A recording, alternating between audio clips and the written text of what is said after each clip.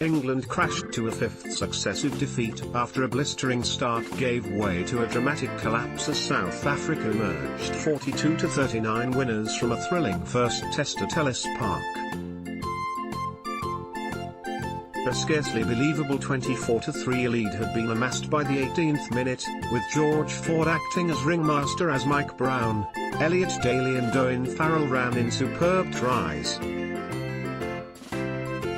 But the match was turned on its head when Faf de Klerk orchestrated a stunning first-half comeback supported by the brilliance of Willie le Roux that enabled South Africa to take a 29-27 lead into half-time. Was visibly frustrated with their early struggles, but took his try with a beautiful run that Wasps fans will have found very familiar. Nice pass to release Kosi for his second, and started to take control the game as the Springboks pulled away from England. Look, very much a test-level wing with two clinical finishes, albeit one that came with a generous slice of luck. His first came with a chip and chase that Daly should have fielded, and his second saw him loop round to the opposite wing and collect a good offload from Diane Di to go over unopposed. It was also his barreling run over Ford that led to the first try. Could have had a hat-trick. His early defensive issues were alleviated when the Springboks started to dominate the ball, as often he proved the miss-out man in attack. Very poor tackle from such a big centre allowed Brown to score, but it was his decision to attack the blind side that led to Kosi's first try. Good offload to Kosi for his second try before bagging one of his own, even if he had to juggle the ball over the line. Stepped far too easily by Brown for the opening try 4 minutes in, but recovered his composure well to start firing his backline on all cylinders and added some very impressive conversions. Despite all the tries, it proved his late penalty that secured the victory. A brilliant return to Test rugby as he got the Springboks up and running with their first try. Quickened the pace with tap penalties that caught England on the back foot. Proved his worth to South African rugby, and my how they've missed him. Not able to dominate the scrum and kept fairly quiet in the loose as his teammates stole the headlines. Replaced by Stephen Kischoff soon after the break. Bit in when defending that isolated Kosi for Brown's opening try, but solid in the line-out as he mixed up his target area to keep England guessing. Roared in triumph when the front row smashed through the English pack, unable to get the better of Makovo Nipola in the front row battle and fairly ineffective with the ball. Replaced by Wilco Lu 7 minutes into the second half, who made an immediate impact. Beautiful 50 meters run saw the lock gallop upfield at the start of the second half, and he proved a real thorn in the side of the English defence. South Africa's go-to man in the line-out as he jumped well to keep the ball out of Ito's mitts. Ferocious in defence as he hit opposite number Rob Shaw on more than one occasion. Also left his mark on his fellow captain Farrell.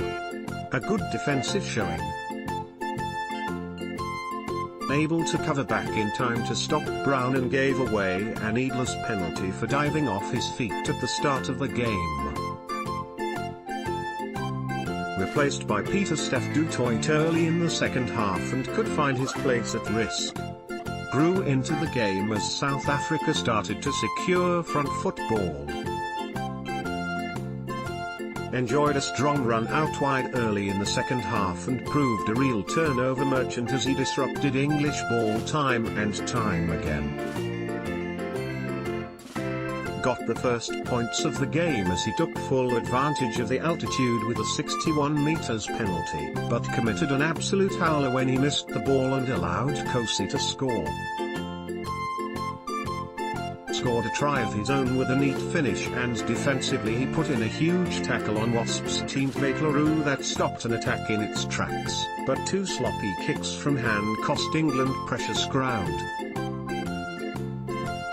Enjoyed a strong start as his early break set up Brown's opening score before delivering the final pass to Daly, but spent a lot of the game running backwards, and de Klerk and Pollard looked to pin him back. Very good opening 20 minutes as his footwork dazzled the Springboks defensive line, with one side a step committing two defenders before he produced a love offload from the deck to Brown. Faded as the game went on though, as South Africa starved him of ball. Linked up well with Ford and was at his consistent best from the tee. Lovely pass to Daly that set up May's late try. Appeared to silence his critics somewhat with a powerful finish as he beat two men to score inside 4 minutes. Made a second break after Slade's offload, but kept out of the game by a resurgent Springboks side. Made a good one-handed tackle on Kosi when he went close and had a late burst as time ticked down. On the end of rampaging run from Kosi, and defensively he struggled slightly and his kicking from hand was poor. But his attack play was much better than it has been of late. Fairly average on his test return after injury, and while he didn't do a lot wrong, there were no runs or breaks on his part. Solid in the scrum and was able to show his best with ball in hand, but shown a harsh yellow card for a late tackle on de Klerk. Thrown into the starting lineup with Dylan Hartley absent, and he was reliable in the lineout but slightly disappointing in the loose. Will have not liked being shoved back by the South African scrum. In place as the first choice tight head in Dan Cole's absence. Not used as much as he would have liked in the loose, but did a solid job in the scrum until England were shoved backwards, which triggered his replacement by Harry Williams. The good and the bad of Maro Itoje was on display.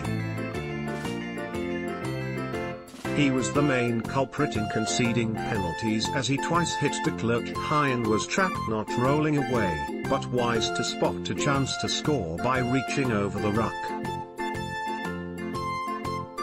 The sacrificial lamb as Eddie Jones made the decision to replace him with Brad Shields 31 minutes in.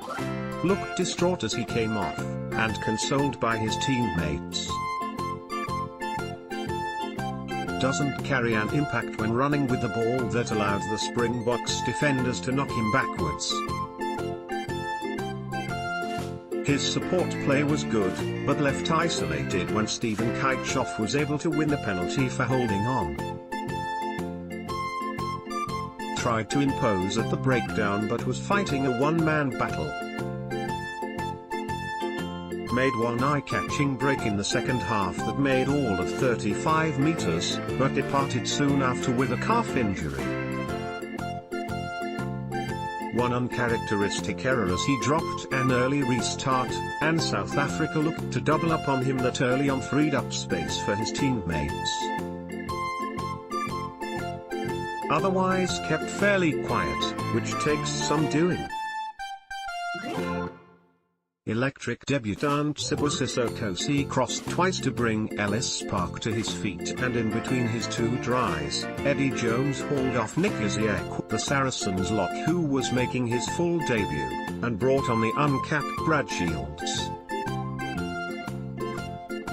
The second half was dominated by the Springboks, whose customary physicality was matched by a cutting edge in attack overseen by de Klerk and LaRue, but it was the boot of Andre Pollard that did most of the scoreboard damage through 3 penalties.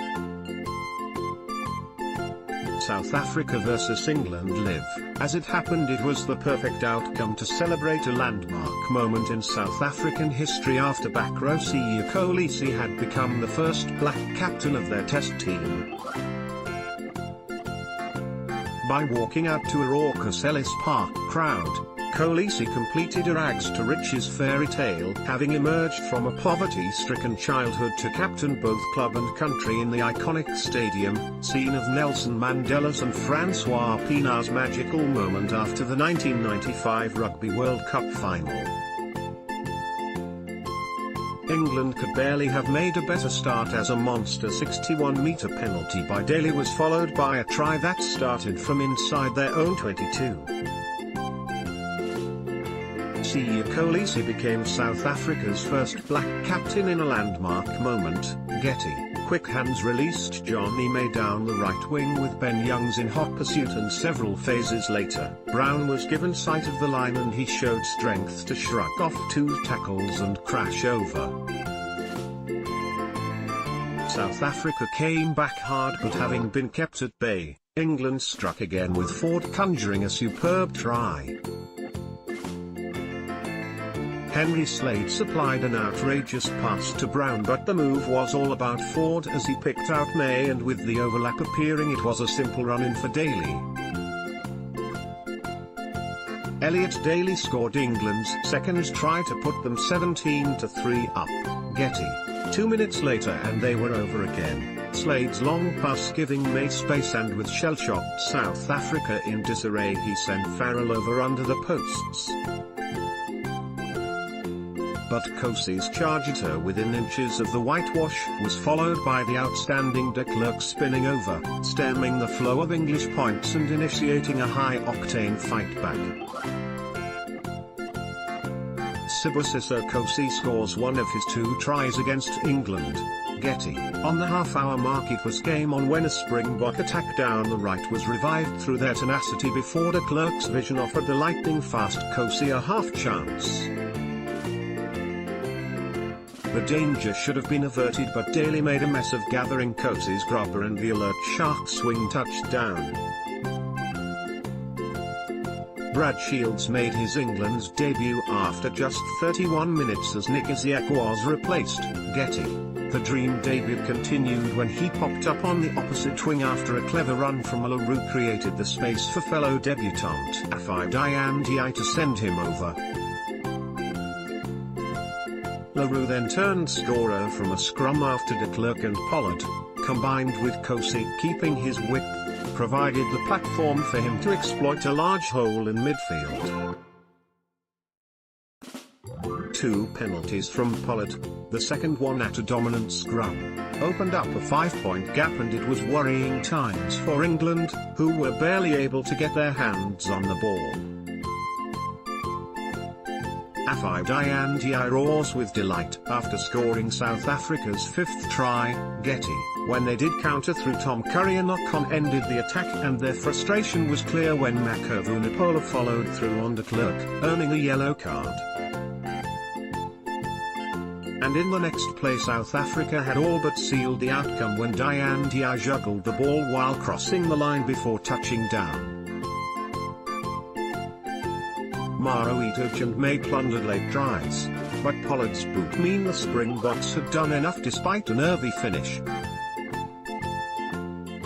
England suffered their 5th straight defeat in a 42-39 loss to South Africa. Getty, South Africa, Willie Leroux, Sibusiso Kosi, Lucan Yoam, Damien Dualend, Afai Ndiaye, Andre Pollard, Faf de Klerk, Tendime Tawera, Bongi Mbonimbi, Trevor Nyakane, R.G. Snyman, Franco Mostert, Siya Kolisi, Jean-Luc Dupreez, Dwayne Vermeulen.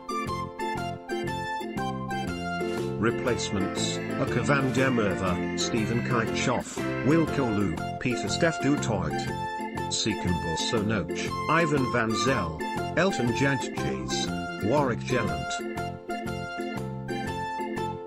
England: Elliot Daly, Johnny May, Henry Slade, Owen Farrell, Mike Brown, George Ford, Ben Youngs, Mac Ovunipola, Jamie George, Kyle Sinkler, Maro Ituj, Nick Iziak, Chris Robshaw, Tom Curry, Billy Vunipola. Replacements: Luke Cowan Dickey, Joe Marler, Harry Williams, Brad Shields, Nathan Hughes, Ben Spencer, Piers Francis, Dennis Solomona.